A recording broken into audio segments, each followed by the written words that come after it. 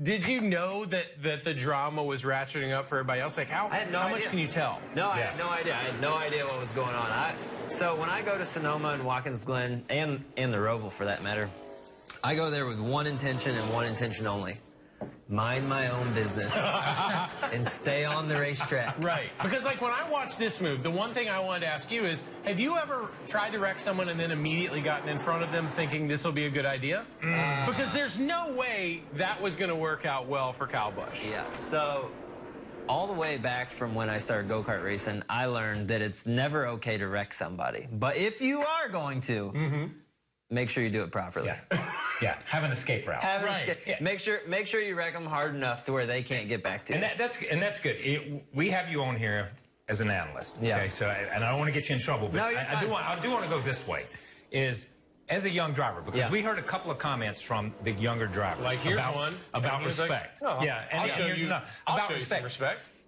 As a young driver, how do you handle these situations? Okay, because obviously we've got William Byron and Bubba Wallace racing against people they don't normally race against. Right. Vice versa, Kyle having to race those guys that he doesn't normally race. So it's a different game. How do you handle them as a young driver?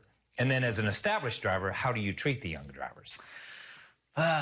So for me, when I came into the sport, you know, I had Tony Stewart as a mentor, and Tony was really big on respect. Yeah. And that was the way he was brought up through you know, NASCAR. So that's the way I came into the sport. I really respected all the veteran drivers and wanted to make sure that I didn't do anything out of line. But looking back, you know, when Kyle spins getting into turn one, I don't see anything that William did wrong. Like, he gave him a car width right there. He didn't run him down on top of the curb, so I didn't think he did anything wrong. So when Kyle got back to him and drove him through the bus stop, if I was William, I would have been like, hey, I raced you clean, and then you knocked me off the racetrack. I would have been really upset as well. So, but it is tricky, because when you're young and you're one of the new guys, if you give too much, if you give an inch, they'll take a mile. Yeah. And if you don't stand up for yourself, then it's even harder to get respect. But at the same time, you do have to race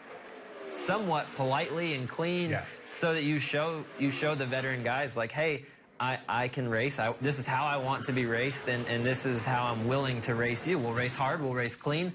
And when you come into the sport, if you're over aggressive and running over people, everybody sees it. And they immediately treat you that way. Yes.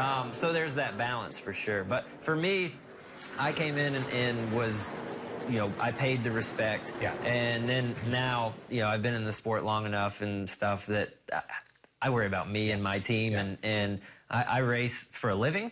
We all race. That's one thing I feel like gets lost on the fan, is not only are we out there to put on a show and entertain everybody, we race for a living. It's your job. There's a difference in pay between 1st, 5th, 10th, and 40th. Yeah. There's a big difference in pay. So we're racing literally to put food on our table. Yeah. And I think that sometimes that goes, you know, that story goes untold. And that's the way I grew up. I grew up racing, and you know, the difference between finishing first at a Saturday night short track or finishing 10th was the difference between making sure you had enough money to pay the tire bill and the pit passes or not. Yeah, that was a great explanation. Thank you very much for that. I took a lot of heat on some comments I made Sunday about respect and trying to stand your ground. Right. But that was a great explanation. Thank you. Thank you for covering me on that. I do just want to say that the moment that I saw, you know, when Kyle and Bubba are hitting each other, you're like, oh man, this is really exciting. And then Kyle pulled out in front, and I thought, bro, Bubba has no choice. You are going around because you're now in front of him. It's going to be bumper cars. But the most interesting thing to me was hearing Chad Knaus on the radio say, if you don't bring that back basically with a scratch on it, you and I are going to have problems. Well, what's William Byron going to do? Like, well, that's a champion crew chief. I know what I'll do. I'll go wreck my car by accident. And those are those moments you go. He got brake checked. Well, Huge. He got, so but that's huge. like, I ran a stop sign and I was speeding. So for him, I think that is, you know, lesson learned. Next time, under caution, when I'm going to go show my displeasure, I've learned this lesson. And I had to learn it the hard way.